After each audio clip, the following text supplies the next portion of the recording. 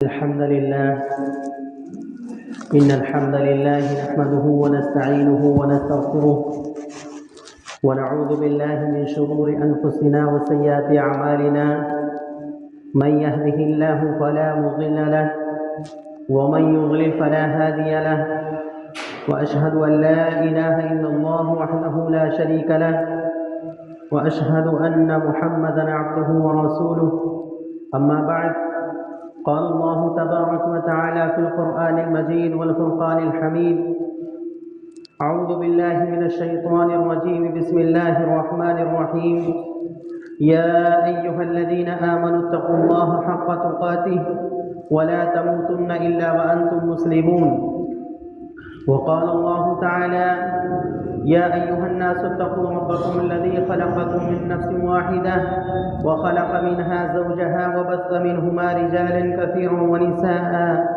واتقوا الله الذي تساءلون به والأرحام إن الله كان عليكم رقيبا وقال الله تعالى يا أيها الذين آمنوا اتقوا الله وقولوا قولا سديدا يصلح لكم أعمالكم ويغفر لكم ذنوبكم ومن يطع الله ورسوله فقد فاز فوزا عظيما إنا عرضنا الأمانة على السماوات والأرض والجبال فأبين أن يحملنها وأشفقن منها وحملها الإنسان إنه كان ظلوما جهولا ليعذب الله المنافقين والمنافقات والمشركين والمشركات ويتوب الله على المؤمنين والمؤمنات وكان الله غفورا رحيما أما بعد فإن خير الحديث كتاب الله وخير الهدي هدي محمد صلى الله عليه وسلم وشر الأمور محدثاتها وكل محدثة بدعة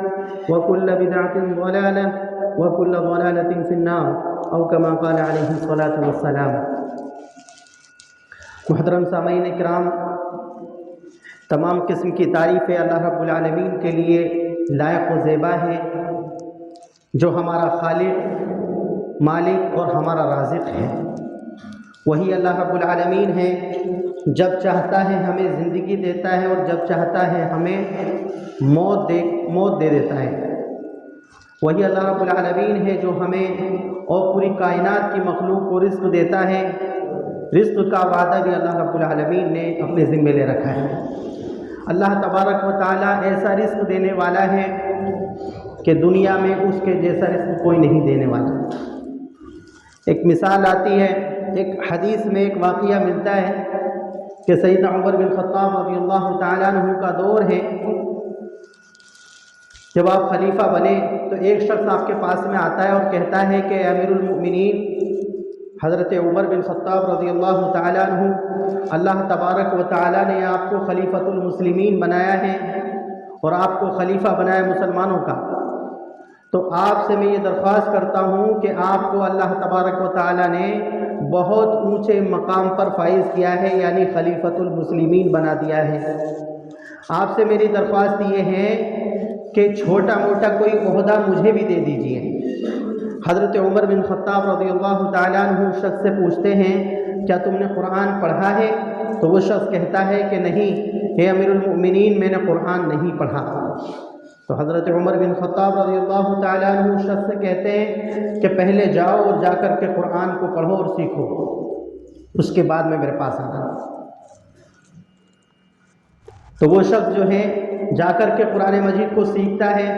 جب وہ سیکھ جاتا ہے، کچھ پرانی صورتیں یاد ہو جاتی ہیں، کچھ آیات یاد ہو جاتی ہیں، تو پھر اس کے بعد میں وہ حضرت عمر بن خطاب رضی اللہ تعالیٰ عنہ کے پاس سے آنا جانا بند کر دیتا ہے. حضرت عمر کہتے ہیں کہ بھائی تم میرے پاس میں مزدوری کے لیے آئے تھے، کوئی عہدہ مل جائے اس لیے آئے تھے، میں نے آپ سے کہہ دیا کہ قرآن مجید سیکھ لو جا کر کے، اب تم نے آنا ہی چھوڑ دیا. تو وہ کیا کہتا ہے؟ وہ کہتا ہے امیر المومنین، جس وقت میں آپ کے پاس میں آیا تھا بڑا غریب تھا، میرے پاس میں کوئی روزگار نہیں تھا، پیسہ نہیں تھا، کچھ نہیں تھا، لیکن جب سے میں آپ کے پاس سے آیا ہوں تو اللہ تبارک و تعالیٰ نے مجھے اپنے رزق کے خزانے کھول دیے میرے اوپر. اللہ اکبر. اب میں عمر سے غنی ہو گیا ہوں، اب مجھے عمر کی ضرورت نہیں، اللہ تبارک و تعالیٰ نے مجھے آلریڈی مالدار کر دیا ہے. حضرت عمر رضی اللہ تعالیٰ عنہ کہتے ہیں وہ تو اچھی بات ہے، اللہ نے آپ کو مالدار کر دیا، روزگار دے دیا، پیسہ دے دیا، اچھی بات ہے، لیکن ہوا کیا؟ تو قرآن مجید کی ایک آیت پڑھتا ہے جس میں اللہ تبارک و تعالیٰ نے فرمایا وَمَن يَتَّقِ اللَّهَ يَجْعَل لَّهُ مَخْرَجًا وَيَرْزُقْهُ مِنْ حَيْثُ لَا يَحْتَسِبُ۔ وہ شخص حضرت عمر رضی اللہ تعالیٰ عنہ کے سامنے اس آیت کی تلاوت کرتا ہے جس میں اللہ تبارک و تعالیٰ فرماتا ہے جو انسان اللہ کا تقوی اختیار کرتا ہے، جو انسان اللہ سے ڈرتا ہے، تو اللہ تبارک و تعالیٰ ایسے انسان کے لیے رزق کے راستے کو آسان کر دیتا ہے۔ جو انسان اللہ سے ڈرتا ہے، تقوی اختیار کرتا ہے، اللہ تبارک و تعالیٰ ایسے شخص کے لیے رزق کے راستوں کو آسان کر دیتا ہے، روزی کے راستے آسان ہو جاتے ہیں۔ وَيَرْزُقُهُ مِنْ حَيْثُ لَا يَحْتَسِبُ، اللہ تبارک و تعالیٰ اگلی آیت میں فرماتا ہے اور اللہ تبارک و تعالیٰ ایسی جگہ سے رزق دیتا ہے جہاں سے اس کو وہم و گمان بھی نہیں ہوتا ہے۔ اللہ تبارک و تعالیٰ رازق ہے، جس کو چاہتا ہے بے حساب رزق دیتا ہے۔ قرآن میں تو خود کہا ہے نا ان اللہ یرزق من یشاء بغیر حساب، اللہ جس کو چاہتا ہے بے حساب رزق دیتا ہے، جس کو چاہتا ہے لقمے سے بھی ترسا دیتا ہے۔ اللہ سے دعا یہ ہے کہ اللہ تبارک و تعالیٰ ہم پر تیری بہت سی نعمتیں ہیں، بے شمار نعمتیں ہیں۔ جب انسان ہم صبح کو اٹھتے ہیں، طرح طرح کی صبح سے لے کر کے شام تک خوب اللہ کی نعمتیں استعمال کرتے ہیں، بہترین کھانے، بہترین ناشتہ، بہترین غذائیں ہم استعمال کرتے ہیں۔ ذرا کبھی جا کر کے ان لوگوں سے پوچھو جو فٹ پاتھ پر جا کر کے سو رہے ہیں، ان کو بیچاروں کو کھانے بھی میسر نہیں ہوتے۔ کھانے کی بات چھوڑو، آپ نے اور میں نے خود دیکھا ہے دلی کے ریسٹورنٹ کے سامنے وہ لائن لگا لیتے ہیں بیچارے، ان کو کوئی اگر کھانا کھلا دے تو کھانا کھا لیتے ہیں، ورنہ ایسے بھوکے جا کر کے سو جاتے ہیں۔ ایک وہ بھی ہیں اور ایک ہم بھی ہیں کہ اللہ تبارک و تعالیٰ ہمیں کہیں جانے کی ضرورت نہیں، ہمارے گھر پر ہی ساری چیزیں، ساری نعمتیں دے رہا ہے۔ یہ کس قدر اللہ کی نعمتیں ہم پر بھائی۔ اسی لیے اللہ تبارک و تعالیٰ نے قرآن مجید میں فرمایا کہ وَقَلِيلٌ مِّنْ عِبَادِيَ الشَّكُورُ، میرے بہت کم بندے ایسے ہیں جو میرا شکر ادا کرتے ہیں، ورنہ اکثریت جتنے بھی انسان دنیا کے اندر ہیں، اکثریت کا حال یہ ہے کہ وہ اللہ کی نعمتوں کی ناقدری کرتے ہیں، اللہ کا شکر ادا نہیں کرتے ہیں۔ اللہ نے سب کچھ دیا ہوا ہے لیکن وہ پریشانی ہی بتائے گا کہ بھئی ہاں میرا کام ٹھیک نہیں چل رہا ہے، میرے فلاں پریشانی ہے۔ ارے بھائی دنیا یہ ہے کہ آپ کی پریشانی کو رو کر کے سنتی ہے، آپ کی پریشانی آپ بتائیں گے تو وہ روئے گا آپ کے سامنے، آپ کو لگے گا کہ یہ میرا ہمدرد ہے، لیکن بعد میں جا کر کے ہنس کر کے آپ کی پریشانیوں کا مذاق اڑاتی دنیا۔ یہ دنیا ہے، لیکن اللہ رب العالمین وہ ہے جو اپنے بندے کی ہر دکھ اور تکلیف کو، پریشانی کو سنتا ہے اور اس کو دور بھی کرتا ہے۔ اللہ رب العالمین وہ ذات ہے۔ اس لیے جتنی بھی تعریفیں ہو سکتی ہیں وہ تمام کی تمام اللہ رب العالمین کے لیے ہیں، اور ہم اللہ سے دعا کرتے ہیں کہ اللہ تبارک و تعالی ہماری طرف سے بے حد درود و سلام نازل ہو تمام انبیاء پر، اور بالخصوص آخری نبی جناب محمد رسول اللہ صلی اللہ علیہ وسلم پر۔ ارے مسلمانوں ہو کیا گیا ہے، تمہیں نبی کا نام آتا ہے صلی اللہ علیہ وسلم بھی نہیں نکلتا ہے؟ اتنا تو ہونا چاہیے بھائی، اتنے بھی ہم ان پڑھ نہیں ہیں، اتنا بھی ایسا نہیں کہ ہم اسلام کو بالکل جانتے نہیں، اتنا تو ہمیں معلوم ہے کہ نبی کا جب نام آئے تو صلی اللہ علیہ وسلم کہنا چاہیے، لیکن نبی کا نام آتا رہے ہمیں کوئی فرق نہیں پڑتا ہے۔ بھائی ہم تو مسلمان ہیں، سنی مسلمان ہیں، سن کر کے پورے سنی ہو گئے ہیں، کچھ اثر نہیں کرتا اب ہمارے اوپر۔ قرآن کی آیات پڑھو، اللہ کے نبی صلی اللہ علیہ وسلم کی احادیث پڑھو، کوئی فرق نہیں پڑتا ہے۔ مسلمان کا حال یہ ہو گیا ہے پورا قرآن پڑھ ڈالو اس کے سامنے، اس کے اوپر کوئی اثر نہیں پڑے گا۔ اس کے سامنے نبی صلی اللہ علیہ وسلم کی پوری زندگی بیان کر دو، اس کے اوپر کوئی فرق نہیں پڑے گا۔ بلکہ قرآن مجید نے ایسے لوگوں کے بارے میں پتہ کیا فرمایا کہ یہ وہ لوگ ہیں جن کے دل پتھر سے بھی زیادہ سخت ہو چکے ہیں۔ آج ہمارا حال یہ ہے، اللہ کے ذکر سے ہمارے دل پگھلتے نہیں ہیں۔ صحابہ کرام جب قرآن مجید پڑھا کرتے تھے تو صحابہ کرام اگر اس میں جہنم کا ذکر ہوتا تھا تو روتے تھے، جنت کا ذکر ہوتا تھا تو خوش ہوتے تھے۔ آج ذرا دیکھیے اپنے ہندوستان میں جتنے بھی قرآن پڑھنے والے ہیں ان کا اندازہ لگائیے، 99% ایسے لوگ ملیں گے قرآن بہت اچھا پڑھتے ہیں، آواز کیا سریلی ہے، واہ مزہ آ گیا صاحب، اتنی اچھی قرات کرتے ہیں، لیکن حال یہ ہے نہ وہ خود قرآن کو سمجھتا ہے نہ دوسروں کو سمجھا پاتا ہے، حتیٰ کہ قرآن اس کی زندگی میں بالکل بھی نہیں ہے۔ قرآن تو بہت اچھا پڑھتا ہے، قاری صاحب کہتے ہیں صاحب اس شخص کو، کیا کہتے ہیں قاری صاحب، اور یہ اپنے اوپر ناز کرتا ہے، فخر کرتا ہے کہ صاحب میں قاری ہوں، حتیٰ کہ نہ قرآن کا ایک لفظ کا معنی اس کو پتہ ہے، قرآن کس لیے نازل ہوا ہے وہ بھی اس کو نہیں پتہ ہے، اور یہ کہہ رہا ہے کہ صاحب ہم قاری صاحب ہیں۔ ایسے لوگوں کے بارے میں قرآن حدیث میں آتا ہے، اللہ کے نبی صلی اللہ علیہ وسلم فرماتے ہیں کل قیامت کا دن ہوگا، اللہ تبارک و تعالی میدان حشر کو قائم کرے گا اور تمام انسانوں کو اللہ رب العالمین میدان حشر میں جمع کرے گا، اور تمام انسانوں کو ان کے اعمال کے مطابق اللہ تبارک و تعالی حساب کتاب لے گا، جنت یا جہنم میں ڈالے گا۔ تو تمام انسانوں کے سامنے ایک شخص کو بلائے گا جو دنیا کے اندر بہت اچھا قرآن مجید پڑھتا تھا، بہت اچھی تلاوت کرتا تھا، لوگ اس کو قاری کہتے تھے، بہت اچھا قرآن پڑھتا تھا، بہت اچھی تلاوت کرتا تھا۔ اللہ تبارک و تعالی میدان حشر میں اس کو بلائے گا، سب سے پہلی طرح اللہ تبارک و تعالی اس سے پوچھے گا کہ میرے بندے تو یہ بتا تو نے قرآن مجید کس لیے پڑھا تھا، اے میرے بندے تو یہ بتا قرآن مجید تو کس لیے پڑھتا تھا، تو وہ یہ کہے گا اے اللہ رب العالمین میں قرآن مجید کو اس لیے پڑھتا تھا تاکہ میرا اللہ مجھ سے راضی ہو جائے، میں نے قرآن مجید کا علم اس لیے سیکھا تھا تاکہ میرا اللہ مجھ سے راضی ہو جائے۔ اللہ تبارک و تعالیٰ کہے گا یہ جھوٹ بول رہا ہے، میں تو جانتا ہوں، اللہ تبارک و تعالیٰ تو ہمارے دلوں کے حال سے واقف ہے۔ آواز بہت کم کر دی، مزہ نہیں آ رہا، چھیڑ خانی مت کیا کرو تقریر کے دوران۔ بہرحال اس شخص کے بلائے گا اور اس سے کہے گا کہ بھئی ایسا ہے، جھوٹ بول رہا ہے، کیونکہ اللہ تبارک و تعالیٰ تو دلوں کے حال سے واقف ہے نا۔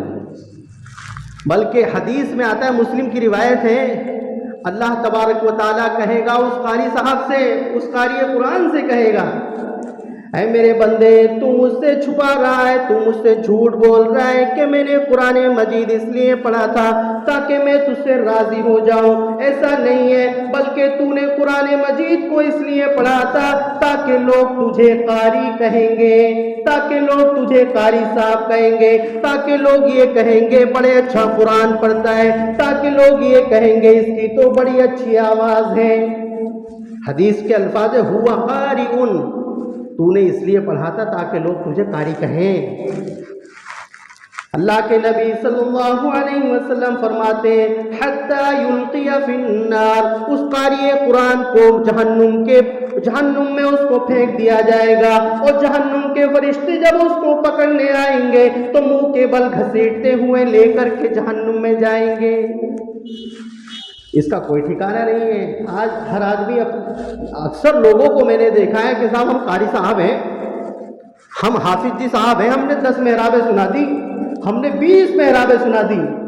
ارے فخر اس پر نہیں کہ تو نے 20 محرابیں سنا دی، تو بہت اچھا قرآن پڑھتا ہے، فخر اس پر ہونا چاہیے تھا کہ قرآن مجید تیری زندگی میں کتنا ہے، تو قرآن پر کتنا عمل کر رہا ہے، قرآن کو کتنا سمجھ رہا ہے، فخر اس پر ہونا چاہیے۔ آج فخر کر رہے ہیں صاحب ہم نے 20 محرابیں سنا دی، ارے 20 کیا 50 محرابیں بھی اگر تو سنا دے اور قرآن کا حکم، اللہ کا حکم تیری زندگی میں نہیں ہے تو یہ 20 اور 50 محرابیں تجھے جنت میں لے کر کے جائیں گے۔ قرآن کا اصل مقصد قرآن کو سمجھنا ہے، قرآن کا اصل مقصد اس پر عمل کرنا ہے۔ قرآن مجید نے کیا بیان فرمایا؟ افلا يتدبرون القرآن ام على قلوب اقفالها، اللہ تبارک و تعالیٰ قرآن مجید میں فرماتا ہے اے لوگوں تمہیں کیا ہو گیا ہے کہ تم قرآن کو سمجھتے نہیں، کیا تمہارے دلوں پر تالے پڑ گئے ہیں کہ تم قرآن کو نہیں سمجھتے، تمہارے دلوں پر تالے پڑ گئے۔ آج ان کو جتنے بھی یہ قاری قرآن کے نام پر گھومے پھرتے ہیں ان سب کو جمع کریں اور ایک کسی سورت کا ترجمہ اور تفسیر پوچھ لیں، پتہ ہی نہیں ہے۔ ہاں ان کے اندر ایک چیز ہے، اگر ان کے سامنے کوئی بیچارہ ناظرے والا ہے یا کوئی معمولی سا شخص ہے اگر کوئی قرآن پڑھ رہا ہے کہیں اس میں مخارج میں غلطی ہو جائے اس کی ٹانگ کھینچیں گے کہ صاحب اس سے قرآن پڑھنا نہیں آتا۔ ارے اللہ کے بندے، ہو سکتا ہے قرآن اس کی زندگی میں تیرے سے زیادہ ہو، وہ قرآن کے علوم کو تجھ سے زیادہ جانتا ہو۔ اللہ کے نبی کے ایک بہت سخت حدیث ہے، ذرا سنیے۔ امام بخاری رحمہ اللہ نے اپنی کتاب تاریخ الکبیر میں اس حدیث کو نقل کیا ہے۔ آپ نے فرمایا میری امت کے منافق اکثر قاری لوگ ہوں گے۔ اللہ اکبر۔ منافق کوئی اچھا شبد نہیں ہے، منافق وہ ہے جو کافر سے بھی بدتر ہوتا ہے۔ منافق کون ہوتا ہے؟ منافق کوئی اچھا انسان نہیں ہوتا ہے، اسلام کی نظر میں منافق کافر سے بھی بدتر انسان ہوتا ہے۔ تو اللہ کے نبی نے فرمایا میری امت کے منافق اکثر قاری قرآن ہوں گے، قاری صاحب ہوں گے۔ اللہ اکبر۔ یہ ان لوگوں کے لیے وعید ہے جن لوگوں نے قرآن کا رٹا مار رکھا ہے، ان کی زندگی میں قرآن نہیں ہے، نہ قرآن سے ان کو کوئی مطلب ہے اور نہ قرآن کو وہ سمجھتے ہیں، نہ قرآن پر عمل ہے ان کا۔ ایسے لوگوں کے لیے وعید ہے۔ اللہ تبارک و تعالیٰ نے قرآن مجید میں فرمایا وَاعْتَصِمُوا بِحَبْلِ اللَّهِ جَمِيعًا وَلَا تَفَرَّقُوا، اے مسلمانوں تم سب مل کر کے اللہ کی رسی کو مضبوطی سے تھام لو۔ اللہ کی رسی کو مضبوطی سے تھام لو، اس کا مطلب یہ نہیں ہے کہ اللہ تعالیٰ نے آسمان سے کوئی رسی لٹکا رکھی ہے۔ اللہ کی رسی کیا ہے؟ اللہ کی رسی ہے قرآن مجید۔ قرآن مجید کو مضبوطی سے تھام لو، سب ایک ہو جاؤ۔ وَلَا تَفَرَّقُوا، یہ جو فرقہ پرست مولوی ہیں، یہ جو فرقہ پرست لوگ ہیں، ان سے بالکل دور ہو جاؤ اور تم سب قرآن مجید کی طرف ہو جاؤ۔ قرآن ہمیں یہ ہدایت دے رہا ہے۔ آج اگر ہم یونٹی کی بات کریں، آج اگر ہم یہ کہیں مسلمانوں ایک ہو جاؤ، ساری فرقہ پرستی چھوڑ دو، تو پتہ مولوی اس کا بائیکاٹ کرتا ہے۔ ارے میاں تم سب کو ایک کرنا چاہ رہے ہو، فلاں تو ایسا ہے، دھماکہ تو ایسا ہے، فلاں فرقہ ایسا ہے۔ ارے قرآن مجید نے سب کو ایک ہونے کا حکم دیا ہے اور واحد ذریعہ بتایا قرآن مجید۔ اور قرآن مجید حدیث نبوی سے الگ نہیں، قرآن مجید اور حدیث نبوی ایک ہی چیز ہے۔ تو اللہ رب العالمین نے کیا فرمایا؟ سب مسلمانوں اکٹھے ہو جاؤ اور قرآن مجید کو مضبوطی سے تھام لو اور فرقہ پرستی مت کرو۔ بھائی تیرا فرقہ فلاں ہے، تیرا فرقہ فلاں ہے۔ ہر فرقہ دنیا کے اندر مسلمانوں میں جتنے بھی فرقے ہیں، ہر فرقہ کہہ رہا ہے بھائی میں ہی صحیح ہوں۔ ہر فرقے کا دعویٰ نہیں دعویٰ ہے، لیکن اس کا یہ دعویٰ کتنا صحیح ہے جب پتہ چلتا ہے، جب قرآن سے اس کا چیک اپ ہوتا ہے۔ اس کا ٹیسٹ لے کر کے دیکھ لو، حدیث سے اس کا ٹیسٹ لے کر کے دیکھ لو کہ صاحب یہ کتنا صحیح ہے کتنا غلط ہے، خود پتہ چل جائے گا۔ بھائی ہمارے پاس میں ٹیسٹ آلہ جو ہے وہ قرآن مجید ہے اور اللہ کے نبی صلی اللہ علیہ وسلم کی حدیث ہے، ان سے ٹیسٹ لے کر کے دیکھ لو۔ یہ جتنے بھی قاری قرآن بھاگے پھر رہے، گھوم رہے ہیں اور اپنے آپ کو کہہ رہا ہے کہ صاحب ہم سے اچھا قرآن کوئی نہیں پڑھتا، ان سب کا ٹیسٹ لے لو قرآن مجید سے، پوچھ لو ان سے۔ قرآن مجید کی کسی سورت کے بارے میں پوچھ لو یہ کہاں نازل ہوئی تھی، ان کو نہیں پتا۔ قرآن مجید کے بارے میں پوچھ لو کہ اللہ تبارک و تعالیٰ، بھائی آپ تو قاری صاحب ہیں، قرآن بہت اچھے سے پڑھتے ہیں، ذرا بتائیں کہ قرآن مجید کی وہ کون سی آیت ہے جو اللہ تبارک و تعالیٰ نے سب سے آخر میں نازل کی تھی؟ ان کو نہیں پتا، قرآن مجید کے بارے میں بالکل بھی علم نہیں ہے۔ اللہ رب العالمین پھر آگے کیا فرماتا ہے؟ وَاذْكُرُوا نِعْمَةَ اللَّهِ عَلَيْكُمْ إِذْ كُنْتُمْ أَعْدَاءً فَأَلَّفَ بَيْنَ قُلُوبِكُمْ۔ اور لوگوں تم سب اللہ کی رسی کو مضبوطی سے تھام لینا اور آپس میں فرقہ پرستی مت کرنا۔ تم اللہ کی اس نعمت کو یاد کرو کہ جب تم آپس میں ایک دوسرے کے دشمن تھے تو اللہ تبارک و تعالیٰ نے ایمان کی دولت سے تمہارے دلوں میں محبتیں پیدا فرما دی۔ اس نعمت کو یاد کرو جب تم ایک دوسرے کے دشمن تھے۔ وقت ہو چلا ہے، مختصر سے ایک واقعہ بتاتا ہوں۔ اس آیت کی تفسیر میں مدینہ منورہ میں یہ آیت نازل ہوئی تھی۔ کہاں نازل ہوئی تھی؟ مدینہ منورہ میں۔ جب یہ آیت نازل ہوئی تو مدینہ منورہ میں 2 قبیلے تھے، وہ اسلام لانے سے پہلے ایک دوسرے کے دشمن بنے ہوئے تھے۔ ایک یہودی عالم ادھر سے گزر رہا راستے سے، اس نے دیکھا کہ جب سے مسلمان ہوئے ہیں بڑے گھلے ملے رہتے، بھائی یہ اسلام لانے سے پہلے تو ایک دوسرے کے دشمن تھے۔ اب اس نے، یہودی نے پتہ کیا کام کیا؟ اس نے یہ کیا کہ اپنے ایک بیٹے کو بھیجا۔ ذرا دھیان سے سننا کیا بتا رہا ہوں میں۔ مسئلہ تو یہی ہے نا، ہم لوگ، ہمارا دل ہی نہیں لگتا اللہ کے ذکر میں۔ قرآن کی باتیں ہوں، رسول اللہ کی باتیں ہوں، ہمارا دل نہیں لگتا سننے میں۔ کوئی سو رہا ہے، کوئی کسی میں مست ہے، کوئی کسی میں مست ہے۔ اللہ کے بندو، یہ اللہ اس کے رسول کی باتیں ہو رہی ہیں۔ جہاں اللہ اس کے رسول کا ذکر ہوتا ہے ان لوگوں پر سکینت نازل ہوتی ہے، ان لوگوں پر اللہ کی رحمت نازل ہوتی ہے، ان لوگوں کو اللہ رب العالمین کے فرشتے گھیر لیتے ہیں، اللہ کی رحمت میں آ جاتے ہو۔ یہ بہت بڑی فضیلت والی مجلسیں ہوتی ہیں۔ بہرحال تو وہ مسلمان آپس میں ایک دوسرے سے بڑی محبت سے بات کر رہے ہیں۔ ایک یہودی عالم گزر رہا ہے تو وہ کہہ رہا ہے کہ یار یہ اسلام لانے سے پہلے تو بڑے دشمن تھے ایک دوسرے کے، اب یہ جب سے ایمان والے ہوئے بڑی محبتیں بڑھ گئی ان لوگوں میں۔ تو اس یہودی عالم نے پتہ کیا اپنے ایک بیٹے کو بھیجا اور اس سے کہا کہ ان دونوں لوگوں کے سامنے جا کر کے ان کی پرانی والی جو لڑائی جھگڑے تھے نا وہ بیان کرنا، جو ان میں پہلے لڑائی جھگڑے ہوتے تھے۔ اس نے ایسے ہی کیا اور یہودی نے جو ٹرک بنائی تھی وہ بالکل سکسیسفل ہوئی، کامیاب ہو گئی۔ تو جب اس نے پرانی رنجشیں اس لڑکے نے ان لوگوں کے سامنے بیان کرنی شروع کی، ان میں پھر سے لڑائی جھگڑے شروع ہو گئے۔ ارے ہاں تم نے تو یار ہمارے لوگوں کو مارا ہے، تم نے ہمارا مال لوٹا ہے، وہ پھر سے لڑائی جھگڑے شروع ہو گئے۔ تو وہ سب ان دونوں لوگوں کو اللہ کے نبی کے پاس لایا گیا۔ تو اللہ کے نبی اس آیت کی تلاوت کرتے ہیں، جس آیت کو میں پڑھ رہا تھا ابھی۔ اللہ کے نبی صلی اللہ علیہ وسلم فرماتے ہیں وَاذْكُرُوا نِعْمَةَ اللَّهِ عَلَيْكُمْ إِذْ كُنْتُمْ أَعْدَاءً فَأَلَّفَ بَيْنَ قُلُوبِكُمْ۔ اور لوگوں تم اللہ کی اس نعمت کو یاد کرو جب تم آپس میں ایک دوسرے کے دشمن بنے ہوئے تھے، اللہ تبارک و تعالیٰ نے ایمان لانے کی وجہ سے تمہارے دلوں میں محبتیں پیدا کر دیں۔ جب اللہ کے نبی نے یہ آیت پڑھی تو قبیلے لڑ رہے ہیں آپس میں، لیکن جب اللہ کے نبی کا حکم آ گیا دونوں گلے مل گئے۔ یہ مسلمان ہوتا ہے، نبی کی جب بھی بات آئے گی، کچھ بھی ہو رہا ہے، کتنا بھی لڑائی جھگڑے ہو رہے ہیں مسلمانوں میں، لیکن جب نبی کا فیصلہ آ گیا اب مسلمان وہ ہے جو نبی کے فیصلے کو مانے۔ اگر نہیں مانتا ہے وہ کہتا ہے کہ صاحب میں تو لڑوں گا، اور لڑوں گا اس لیے کیونکہ میرے مفتی صاحب نے کہا ہے، میرے مولانا صاحب نے کہا ہے، اس کے اندر ایمان نہیں ہے۔ نبی کے فیصلے کو وہ میں ایک مولانا کے کہنے پر ٹال رہے ہیں کہ صاحب میرے مولانا اور میرے مفتی صاحب نے ایسا کہا ہے۔ نبی سے بڑھ کر کے دنیا کے اندر کوئی نہیں ہے۔ نبی کی بات سب سے اعلیٰ اور افضل ہے۔ اللہ کے بعد میں اگر کسی کا مقام و مرتبہ ہے تو وہ جناب محمد الرسول اللہ صلی اللہ علیہ وسلم کا ہے۔